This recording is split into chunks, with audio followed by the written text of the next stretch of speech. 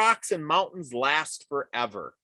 The great Oglala leader, Crazy Horse, used to shout on his way into battle, "A good day to fight and a good day to die."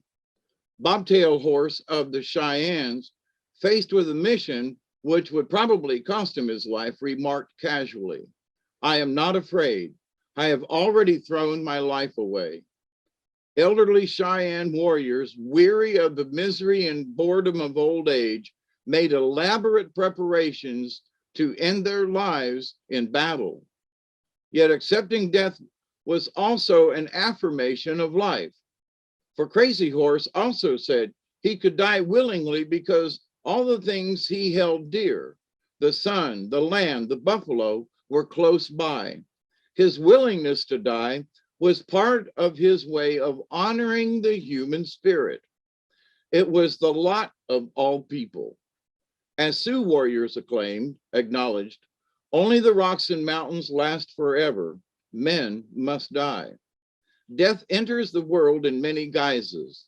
The Blackfoot creator, Old Man, introduces it as an inherent component of life when fashioning the first men and women.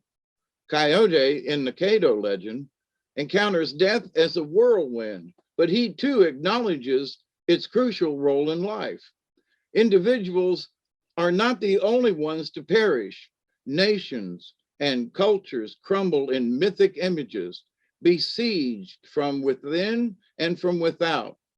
A Cheyenne proverb says, "A nation is not lost so long as its women's hearts are high.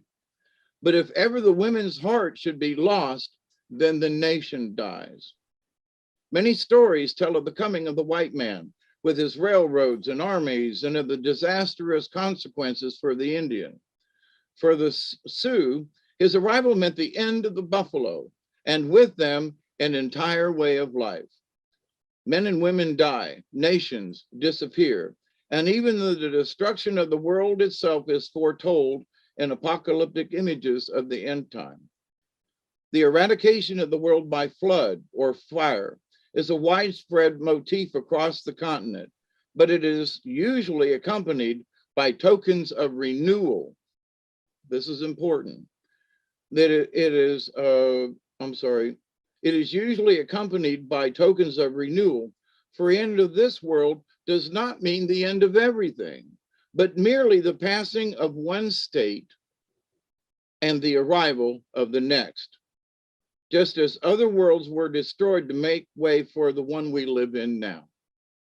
A Hopi prophecy foretells that when the blue star Kachinas dance in the village plazas, then the end will be near. And when a special song is heard during the Wuwu Chim ceremony, then the world will be plunged into war. This song was heard before the outbreak of World War I and II, and it will be heard again just before the outbreak of World War III. Then everything will be destroyed except the Four Corners area in which the Hopi live. From there, a new world will start. The end of this world in which we are living now will come when people fly through the sky, trying to reach the stars, when the sun turns black, and when the Hopis travel to the house of Micah. This particular vision was embraced in a rather dramatic way in the recent years when in the 1970s, a Hopi delegation traveled to New York to address a warning to the United Nations. One Hopi spokesman, when passing through Gary, Indiana, saw the sun hidden by clouds of smoke rising from many smokestacks. The sun he was seeing was black. When he saw the United Nations building for the first time, he knew that he had arrived at the house of Micah and that the old prophecies would be fulfilled.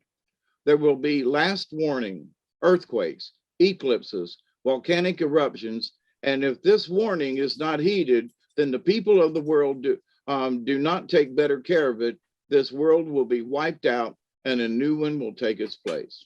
Long before the days of world wars or atomic weapons, however, a Paiute medicine man had another vision of a new world. In 1890, he witnessed the second major outbreak of the apocalyptic ghost dance.